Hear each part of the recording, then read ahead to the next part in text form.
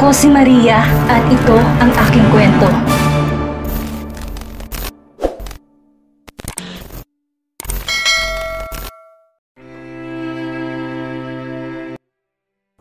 Mommy, are you okay?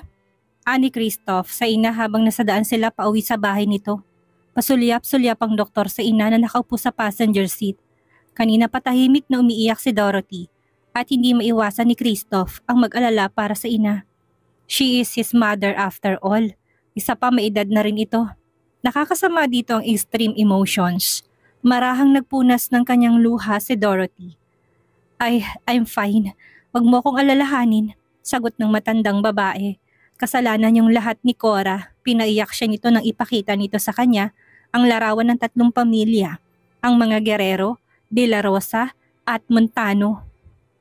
That all 3 families go many generations way back na hindi man magkakadugo ang mga ito'y nagturing ang pamilya. Cora asked for forgiveness. Hindi dahil sa hindi siya nito pinaniwalaan na subukin niyang kunin sa GDC ang para sa kanila ni Christoph.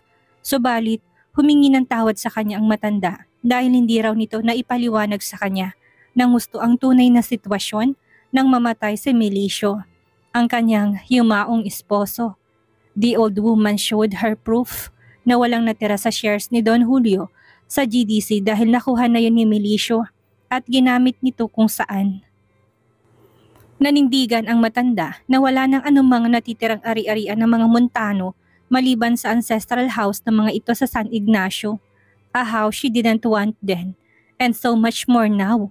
Isang lumang bahay na wala namang halaga, yun lang ba talaga ang iniwan ni Don Julio para sa anak nito? Hindi siya naniniwala. She will never believe such lies. Alam niyang may itinatago si Cora, isang lihim na balak nitong dalhin hanggang hukay. Hanggang sa huling purong kasinungalingan pa rin ang gusto nitong ipapaniwala sa kanya. Kung noon, hindi niya nagawang lumaban, pues ngayon, hindi na siya natatakot. Kukunin niya ang para sa kanila ni Christoph, kahit na mag-unahan silang masunog ang kaluluwa sa impyerno. Muling tumulong luha ng matandang babae, subalit mabilis niyang pinalis iyon. Hindi siya umiyak dahil nakaramdam siya ng emosyonal o kahit na sentimental. Umiiyak siya dahil sa kanyang galit. Dekada nang binilang subalit hindi pa rin magawa ni Cora na magsabi ng totoo. Well, what would she expect? Criselda and Cora are rotten. Marapat lamang na magdusa silang dalawa dahil sa ginawa ng mga ito sa kanilang mag-ina. Sigurado ka ba, Mommy?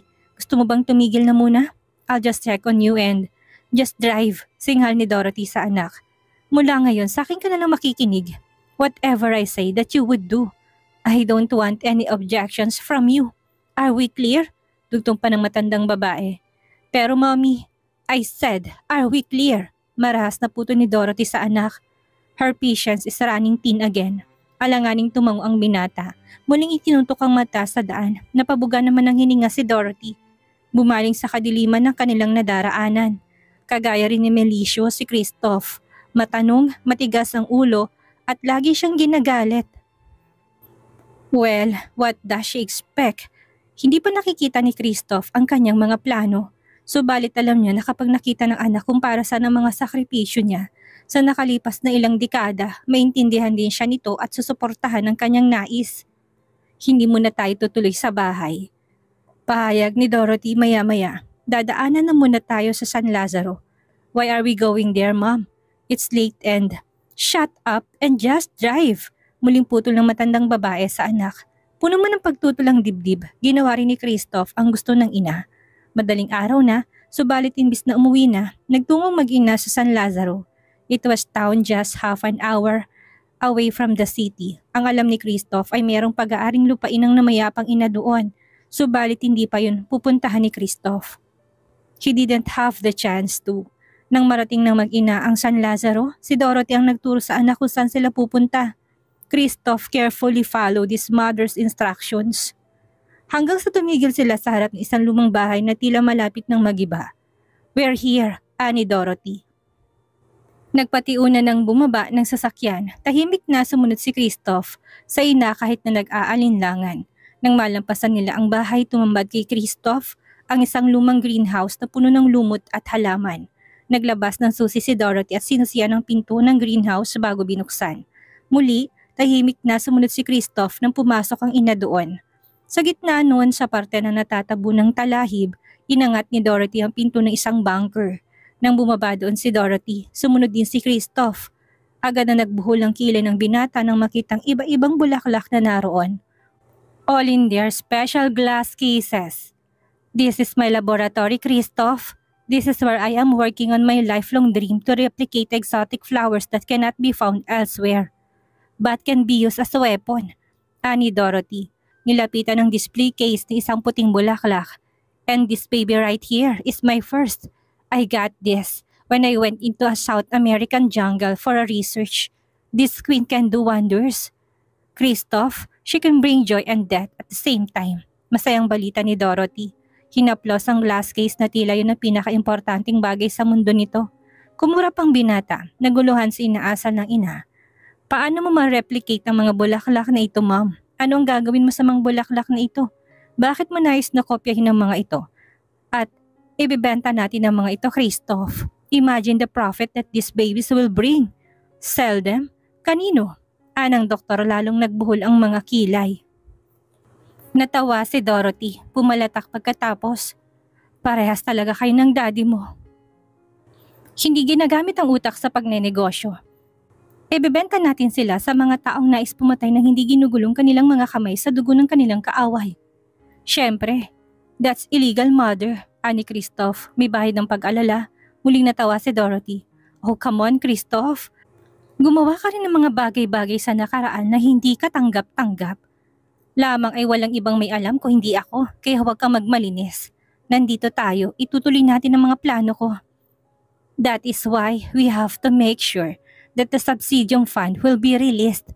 We need that fund to mass produce my flowers. After that, hindi na natin problemang pera kahit kailan, anak. Umiting ang panga ni Christoph. Kumuyom ang mga kamay. This is where you've spent most of your days for the past years. Napakalapit lang nito sa Maynila, Mommy. Bakit hindi niyo ko binisita man lang? At, oh hush, Christoph. I was busy making things work for us. Akala mo ba'y madali sa akin ang malayo sa sarili kong anak? Nagsakripisyo din ako. Hindi lang ikaw, umiling ang binata. You are selfish, Mom. You are selfish. Anito't mga alis na subalit muling nagsalita si Dorothy. Nakaisip na ako ng paraan kung paano mo muling makukuha si Leticia. To all my terms, Christoph. Your choice. Natigilan si Christoph bago unti-unting humarap sa ina. Gagawin niyang lahat makuha lang ulit sina Kali at Demi. Wala sa sariling kinagat ni Demi ang kanyang pang-ibabang labi habang nakaupong dalaga sa waiting area ng ER ng St. Anthony's Hospital. Doon idiniretso ng mag-asawang aksalata niya si Cora matapos nilang ma-revive ang matanda. Kasama ni Demi si Max sa waiting area, subalit hindi mapakali ang asawa. Pumwesto ito malapit sa pinto ng ER, naghihintay ng balita. Humigpit ang yakap ni Demi kay Kali na noon ay tulog na tulog pa rin sa kanyang balikat. Hindi niya alam kung paano humantong sa isang trahedya. Ang masayang gabing iyon. Did she miss something? Was there anything she could done differently to avoid the situation her grandmother is in? Was she that preoccupied that she didn't notice the telltale signs her grandmother was already having a hard time? Ito na lang ang meron siya. Hindi niya kayang mawala ang kanyang lola. Not now. Unti-unti na niyang inaayos ang buhay niya, nila ng pamilya niya. Gusto pa niya itong bigyan ng mas payapang buhay, lalo at nagkaayos na sila ni Max. Gusto pa niyang iparanas dito ang mas masayang buhay. 4 na taon pa lang na makabalik siya sa buhay nito. That's not enough time to make up for the lost times. Isa pa, ikakasal pa siya ulit ni Max. It wouldn't be fair if she'd get married without her grandmother again. Cora has to leave. She has to.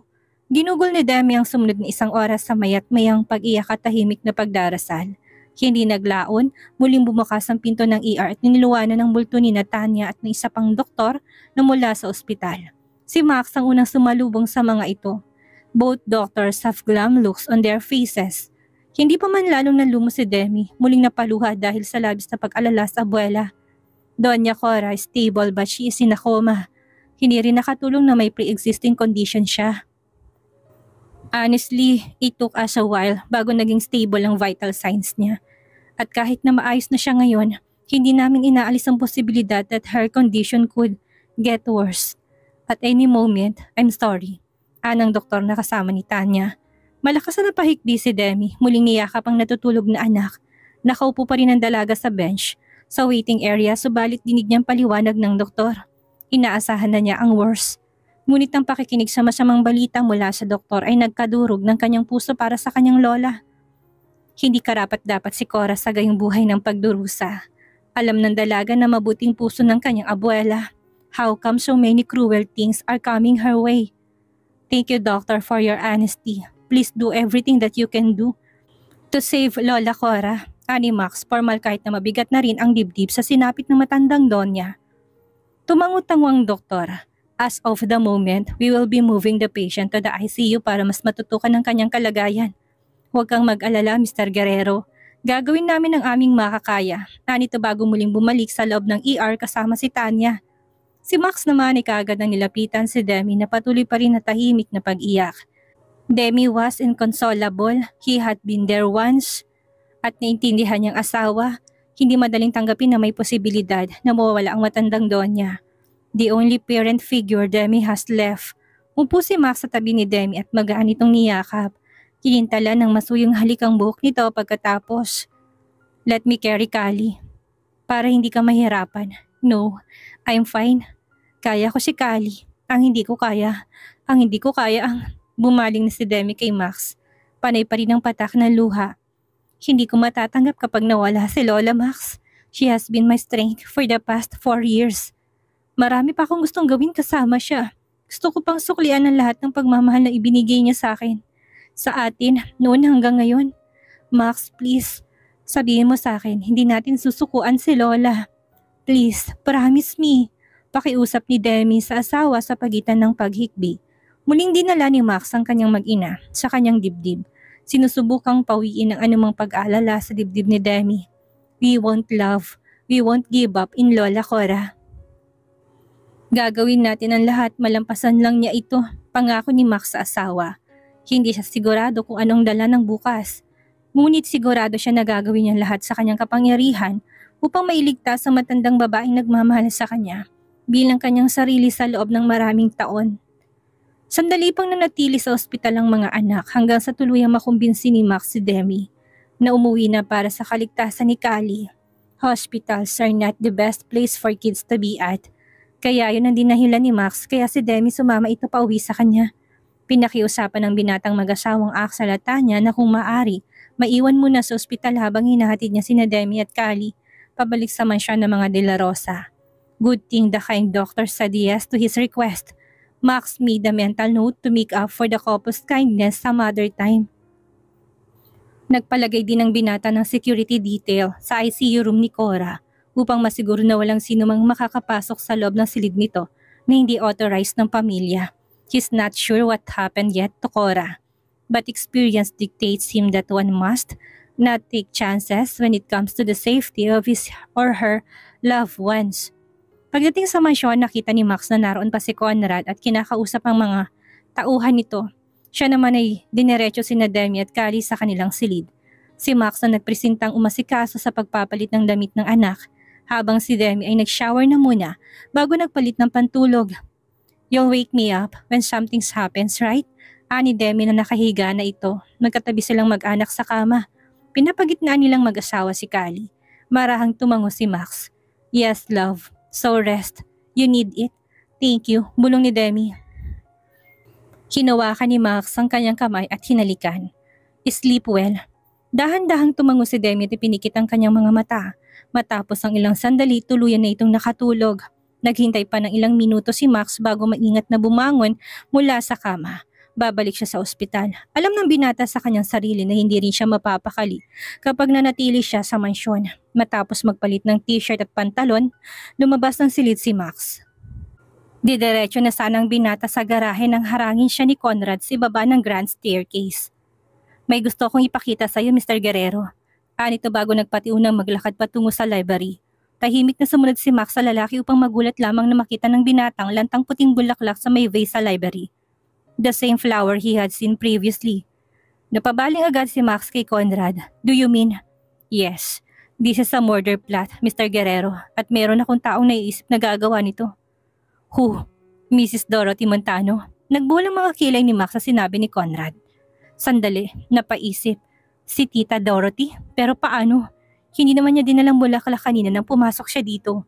Ang sabi ng mga katulong na kasama raw mga bulaklak sa mga pinadalang housewarming gift. Which makes sense. Walang nagtangka sa mga security detail na nandito na i-check ang mga regalo dahil talaga namang may okasyon ngayon, ani Conrad. Pinulot ang box na nasa mesa at pinakita kay Max. Lalong nagbuhol ang mga kilay ng binata, lalo nang mabasang note na nasa box. Kaparehas ang instruction na nakasulat doon sa mga natanggapin na packages ni na Mrs. Ferrer at ni Doña Criselda. Kumabog ng dibdib ni Max. Nagangat ng tingin kay Conrad. Hindi ko alam kung ano sasabihin ko. Naguguluhang sabi ng binata. Kinuha ni Conrad ang kanyang cellphone mula sa bulsa at pinakitang isang larawan sa binata. Do you think this is the same flower? Sandaling pinagmasdan ni Max ang litrato sa cellphone ni Conrad.